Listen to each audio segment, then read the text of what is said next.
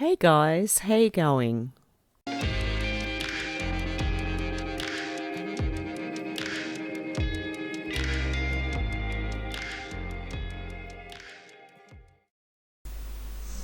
Okay guys, from Praying Medic, POTUS has nominated Alan Souza, a former aide to Rep Devin Nunes, to serve as the Inspector General of the US intelligence community. Souza was previously an attorney at the NSA. Okay, and this could be a long one. It's from 40 Head.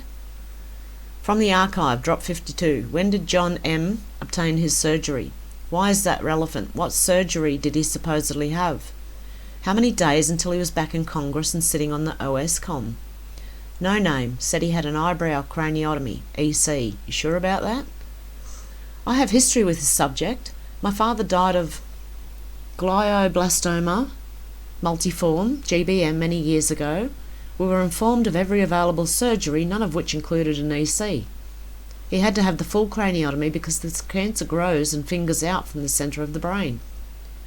Don't take my word about this. He is one of the leading neurosurgery groups in the world, via the National Library of Medicine and the Brain Sciences Division of MDPI, discussing possible types of surgery for GBM. You will not see EC in there. Advances in brain tumour surgery for glioblastoma in adults, glioblastoma in GBM, is the most common primary intracranial neoplasia and is characterised by its extremely poor prognosis. Despite maximum surgery, chemotherapy and radiation, the histological heterogeneity of GBM makes total eradication impossible due to residual cancer cells invading the parenchyma? Sorry if I'm pronouncing that wrong, which is not otherwise seen in radiographic images. And there's more links. I'll put these links down below so you can have a look. NN says doctors thought he had a blood clot, so they performed an EC problem. An EC would not have been used on a clot in the eye because the EC does not access the eye. Doctors say they removed the clot during the EC. After analysis, they said it turned out to be a GBM tumour. This report can't be trusted. Their statement proves ignorance of the facts. Fact, GBM is 99.9% fatal. Recently, NN just passed his 1-year mark of living with cancer, which suggests his form of the disease isn't as aggressive as once thought, or he didn't have GBM. Details on the surgery. John McCain had to remove part of his brain tumour. John McCain initially had part of his brain tumour removed when he first learnt of his cancer. Here's how they did it. And there's a cheat sheet in here. Or perhaps their report is more telling than we think. Perhaps NN did not have a GBM at all, since he did not have proper surgery for it, which almost guarantees an early death. Maybe he had something different altogether. But why would the Mayo Clinic lie about it? Whoa, that was a bit slow. Research into drugs for mind control began in 1947 at Bethesda Naval Hospital in Maryland. Other hospitals which began working with the intelligence agencies with dispensing drugs for mind control include the Mayo Clinic, the National Institute of Health, and Mayo equals MKUltra. That claim came from the clowns in America themselves and is part of this report. This means that the Mayo Clinic was part of the MKUltra and Monarch programs very early on. They were part of the C_A effort in mind control. Dirty as hell. My mother was given a false psychiatric diagnosis by the Mayo Clinic so that we could be confiscated and placed in separate homes. I will warn you, this is a horrifying read. Joseph Mengele, part of C_A's trauma brainwashing. And there's a link there. Saudi Arabia's royal family spent enough during a visit to the Mayo Clinic to give the area's economy a shot in the arm. King Abdullah arrived on November 15th for a checkup at the Mayo Clinic. A king flies 7,000 miles for a checkup. Why? Johns Hopkins University says a brain surgery patient should expect to be in hospital for several days after surgery. No Name went home one day after brain surgery, back to work in 10 days. The patient should expect to stay in the Johns Hopkins Hospital for 2 to 5 days. Post-surgery care for brain surgery, Johns Hopkins Comprehensive Brain Tumour Centre. Care and recovery treatment plan is developed for patients after brain tumour surgery. Recovery time is different for each person, but begins in the neuro ICU. Possible risks of brain surgery are problems with speech, memory, muscle weakness, balance, vision, coordination, and other functions. These problems may last a short while, or they may not go away. And there's another link. No Name flew to DC and went back to work 10 days after the brain surgery. Really? And No Name is John McCain. Too soon to fly. Senator McCain returns to the US Senate 10 days after recovering from brain surgery to remove an aggressive brain tumour. Can I fly? Many people are able to travel by plane about 3 months after they finish their brain cancer treatment. They cut a hole in my skull along my left eyebrow to see what the trouble was. It was a 2-inch blood clot they found and removed, but a few days later it was revealed that the blood clot was a primary brain tumour by the Mayo Clinic. A neurosurgeon can't identify right away that it's a tumour and not a blood clot. People started talking right away about the surgery and No Name underwent, and immediately doctors from all over cited this was no normal surgery and the story given was BS. So what really happened? See the bruising beneath his eye? Perhaps it was one of those initiations. Notice it's almost always on the left eye of these people. No matter what, there had to be a cover story when he was put to death.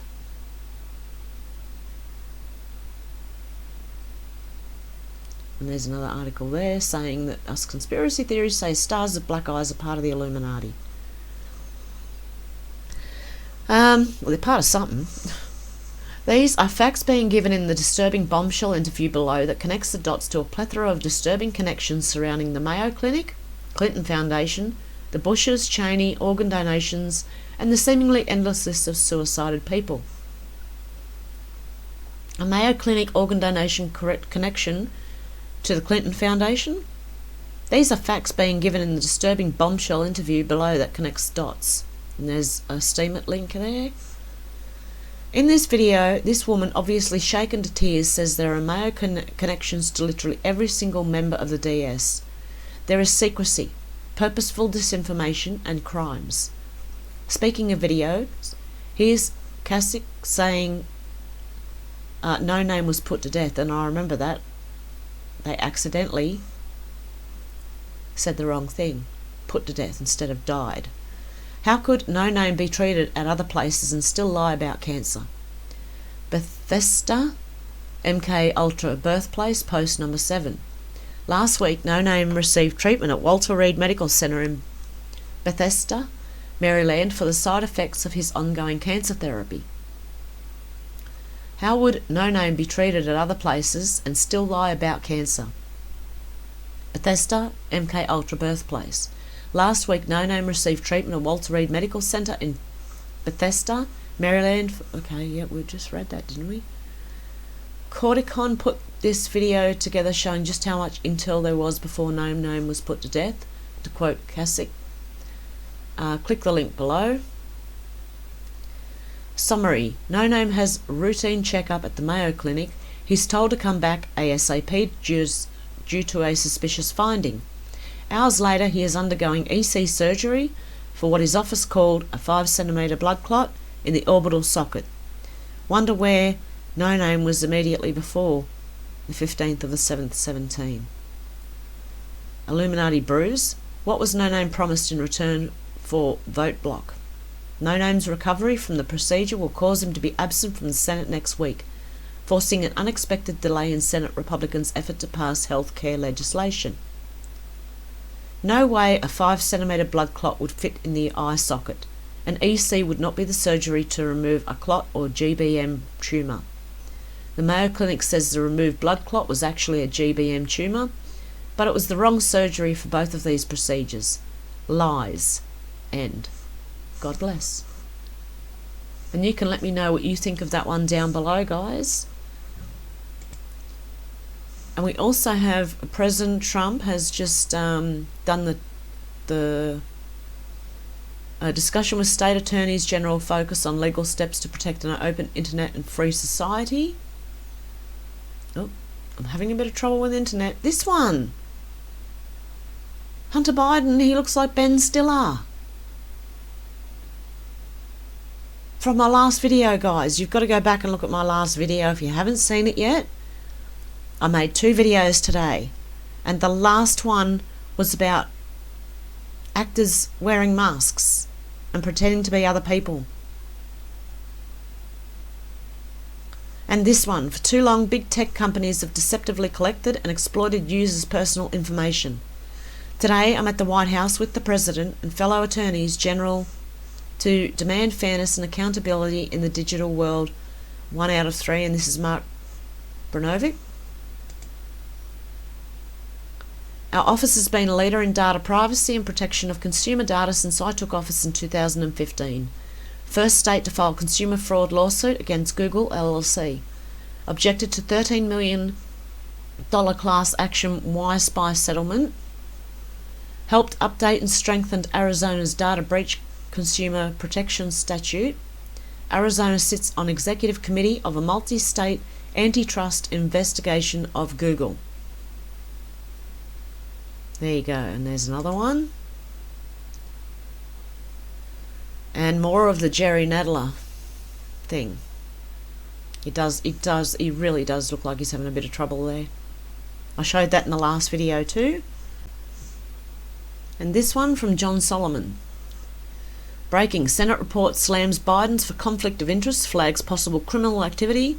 GOP-led investigation cites evidence of Burisma bribe, suspicious foreign money transfers and sex trafficking. Just the news. Oh, hang on. Let me just see if I can make this bigger. And then see if I can just... How do I get rid of this? Okay, I'll just read around. Oh, there we go.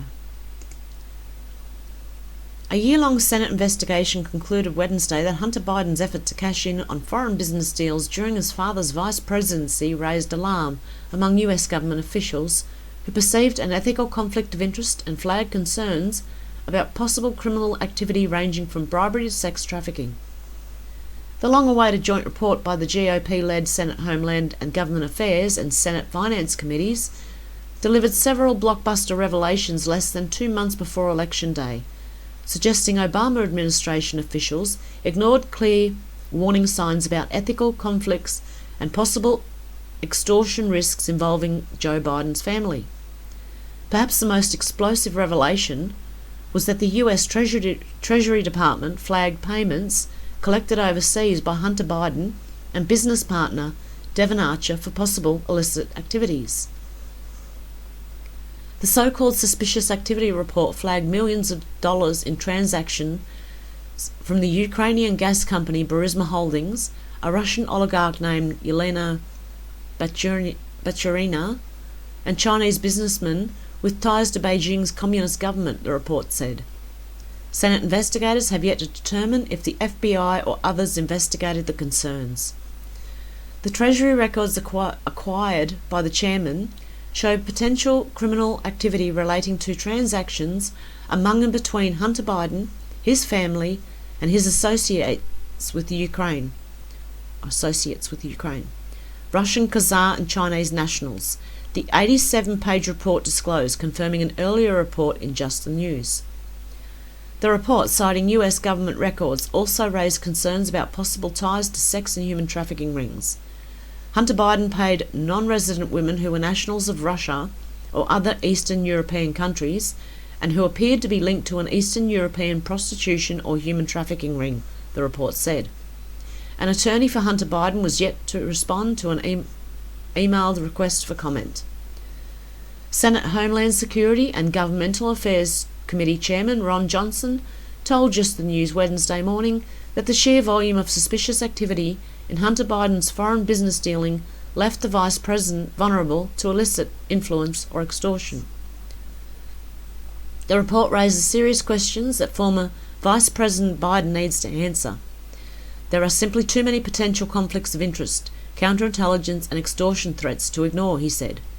You can read the full report here, and there's a link, and I'll put this link down below.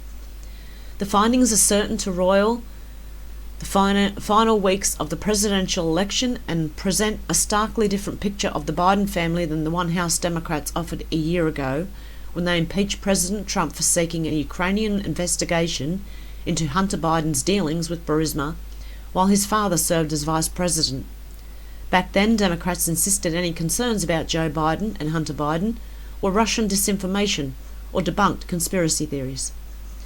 But State Department records and testimony from Obama-era appointees confirmed just the news' extensive reporting over the last year that state officials held serious concerns that Burisma was corrupt and had paid a $7 million bribe in 2014 to Ukrainian prosecutors while under investigation during Hunter Biden's tenure there.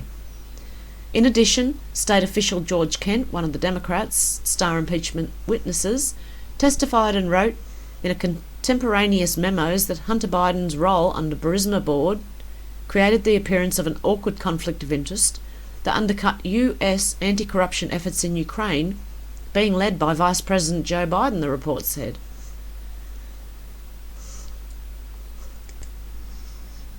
Kent was so concerned that he cancelled a State Department partnership with Burisma, reported the alleged Burisma bribe to the Justice Department, and tried to raise concerns directly to Vice President Joe Biden, but was rebuffed, the report said, citing testimony and US government records. In October 2015, another senior State Department official, energy advisor Amos Hochstein, raised concerns with Joe Biden as well as with Hunter Biden, that Hunter Biden's position on Burisma's board enabled Russian disinformation efforts and risked undermining US policy in Ukraine, but nothing further happened. The Obama administration knew that Hunter Biden's position on Burisma board was problematic and did interfere in the efficient execution of policy with respect to Ukraine, the report concluded. Moreover, this investigation has illustrated the extent to which officials within the Obama administration ignored the glaring warning signs when the vice president's son joined the board of a company owned by a corrupt Ukrainian oligarch. In all, Hunter Biden and Archer received more than $4 million from Burisma during a time when the firm aggressively lobbied the State Department to make long-standing corruption allegations go away, at times invoking the vice president's son's name for pressure. But the US government's worries about Hunter Biden's globe-trotting business pursuits didn't stop in Ukraine. In addition to the over $4 million paid by Burisma for Hunter Biden's and Archer boards memberships, Hunter Biden, his family, and Archer received millions of dollars from foreign nationals with questionable backgrounds, the report said. Senate investigators flagged transactions in at least 3 other foreign countries. Archer received $142,300 from Kengus Rakishev of Kazakhstan, purportedly for a car. The same day, Vice President Joe Biden appeared with Ukrainian Prime Minister Arseniy Yatsenyuk, and addressed Ukrainian legislators in Kiev regarding Russia's actions in Crimea.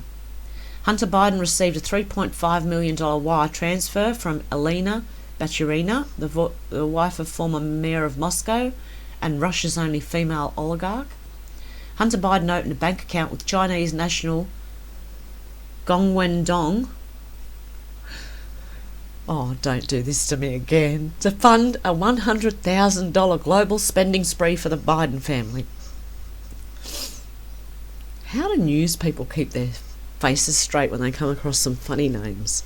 Anyway, okay. Hunter Biden has had business associations with Yi Jianming Gongwen and other Chinese nationals linked to the Communist government and the People's Liberation Army. Those associations resulted in millions of dollars in cash flow, the report said. The report did not expand much on its sensational claim of alleged links to sex trafficking or prostitutes, reserving most of the discussion to 2 footnotes. There is extensive public reporting concerning Hunter Biden's alleged involvement with prostitution services. Records on file with the committees do not directly confirm or refute these individual reports, investigators wrote.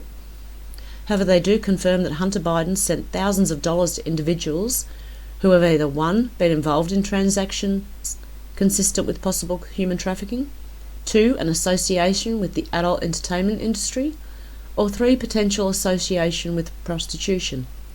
Some recipients of those funds are Ukrainian and Russian citizens.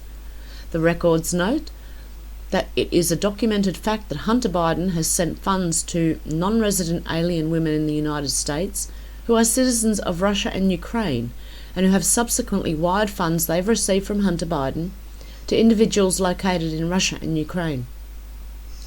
The records also note that some of these transactions are linked to what appears to be an Eastern European prostitution or human trafficking ring, the footnote added. The report said the Senate probe will continue in part because investigators have been thwarted by a lack of cooperation and have not yet been able to determine whether the FBI, US intelligence, or other agencies fully investigated the concerns about the Bidens. The report does not accuse either Joe or Hunter Biden of a specific crime. Rather, it flags warning signs about their conduct and questions whether officials turned a blind eye. Both Bidens have long denied wrongdoing and called the Senate investigation a partisan endeavour. Of course they would.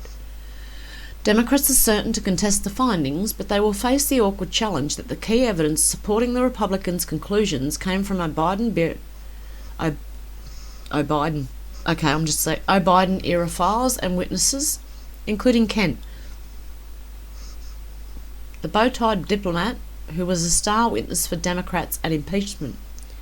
Kent's testimony and emails cited in the report paint a compelling portrait of the difficulties Joe Biden created by continuing to preside over Ukraine anti-corruption policy as Obama's vice president, while his son served on the board of a company under investigation for corruption and run by an oligarch named Mykola Zlochevsky.